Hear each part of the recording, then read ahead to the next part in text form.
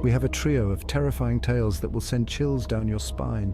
From a haunted house with mysterious footsteps and moving toys to a sinister figure haunting an old farmhouse, and a real-life encounter with sleep paralysis that blurs the line between nightmare and reality. These stories are not for the faint-hearted, so grab a blanket, turn off the lights, and join me as we dive into the dark and eerie world of the supernatural. And if you love a good scare, don't forget to like, share, and subscribe for more spine-chilling content.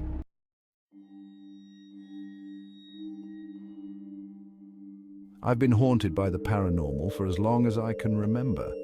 The terror began when I was around 5 years old. My mom recently confided in me that we once lived in a house plagued by spirits.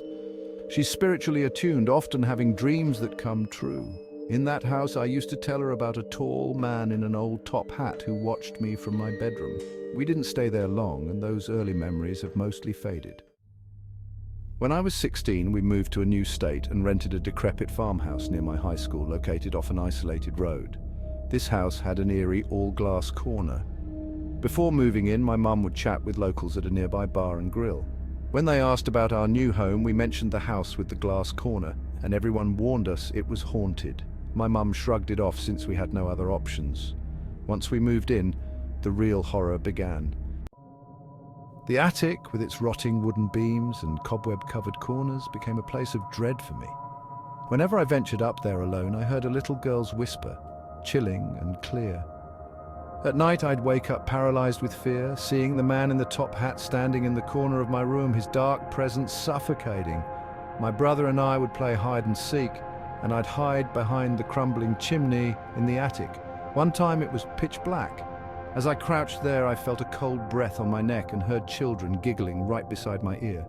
Terrified, I bolted, too frightened to speak to my brother. We had a recent flood in the attic, leaving paint chips everywhere. After her shower, Mum had a vivid dream where she found herself upstairs, staring at a room we called the Blue Room because of its peeling blue paint and a broken lock on the outside. The door was wide open, and inside stood a little girl in an old-fashioned blue dress with long black pigtails. The girl looked trapped. My mum woke up from the dream with paint chips all over her feet, the same ones from the attic. We moved into a new house where I lived until I graduated high school in 2018. The man with the top hat still appeared every few months, but nothing too extreme happened there. After graduation, I moved in with my then boyfriend. Although I rarely noticed anything, I often felt the top hat man's presence. Following our breakup, I moved to Oregon with my mum and her new husband. In Oregon, I once walked into my room to see one of my late grandpa's stuffed animals floating in the air before it dropped. I immediately called my sister, knowing she'd believe me. Later that night, I felt someone watching me. Looking at my closet, I saw the top hat man staring back. I could hardly breathe and stayed still until he vanished. I eventually fell asleep only to wake up with scratches surrounded by bruises on my neck. I took photos and sent them to my sister.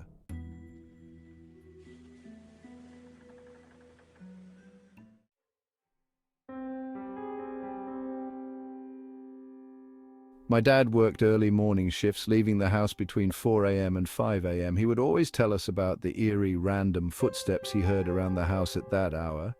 At first, we chalked it up to old house noises, but the footsteps became more frequent and more distinct, as if someone were pacing just outside his bedroom door. One evening, we were all gathered in the living room for a family movie night. My mom had taken the batteries out of one of my toy cars to put them in the TV remote.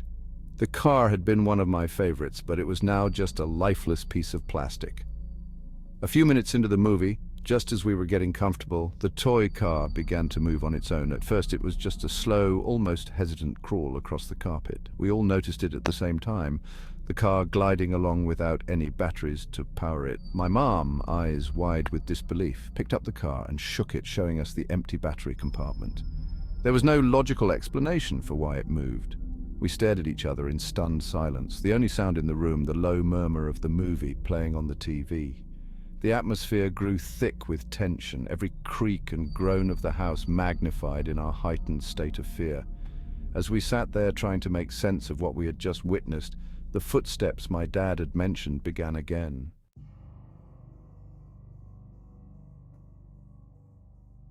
It wasn't until years later, after we had moved out, that we learned the history of the house. It turned out that a man had died there many years before, his restless spirit unable to leave. The footsteps, the moving toys, and the unexplained events were all part of his attempts to reach out to us, to make his presence known. Even now, whenever I hear footsteps in the dead of night or see a toy move without explanation, I'm reminded of that small house and the spirit that never found peace.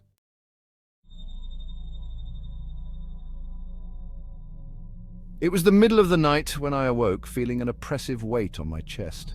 My eyes darted around the dimly lit room, but my body refused to move. Panic began to set in as I realized I was experiencing sleep paralysis again. This wasn't my first encounter with the terrifying phenomenon, but it was by far the most intense. The familiar sense of dread settled over me as I lay there, helpless. My bedroom, usually a sanctuary of comfort, seemed to transform into a prison of shadows and sinister whispers.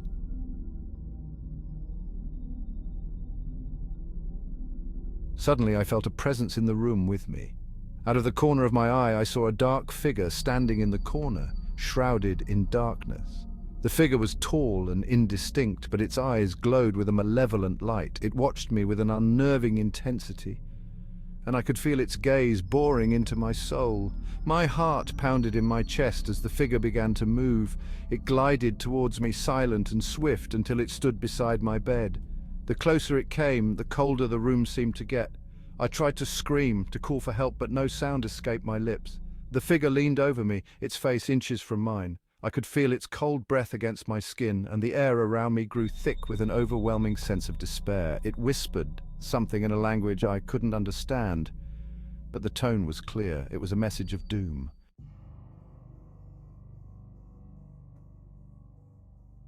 As it spoke, a series of grotesque images flashed through my mind, twisted faces, scenes of chaos and destruction, and a dark void pulling me into its depths. The fear was suffocating, and I struggled desperately against the invisible bonds that held me in place. Just when I thought I couldn't take it any longer, the figure began to retreat. It slowly backed away, its glowing eyes never leaving mine, until it melted back into the shadows from which it came. The oppressive weight on my chest lifted, and I gasped for air, finally able to move again. I lay there for a long time, trying to calm my racing heart and make sense of what had just happened. Sleep paralysis was supposed to be a trick of the mind, a hallucination brought on by the transition between sleep and wakefulness, but this felt different, too real, too vivid. The next morning I found scratches on my arms and legs, as if I'd been clawing at myself in a desperate attempt to wake up. The images and the presence of the dark figure haunted me throughout the day, and I couldn't shake the feeling that it wasn't just a product of my imagination. That night I was afraid to go to sleep, terrified of encountering the figure again. As the hours passed and exhaustion overtook me, I found myself drifting off despite my fears.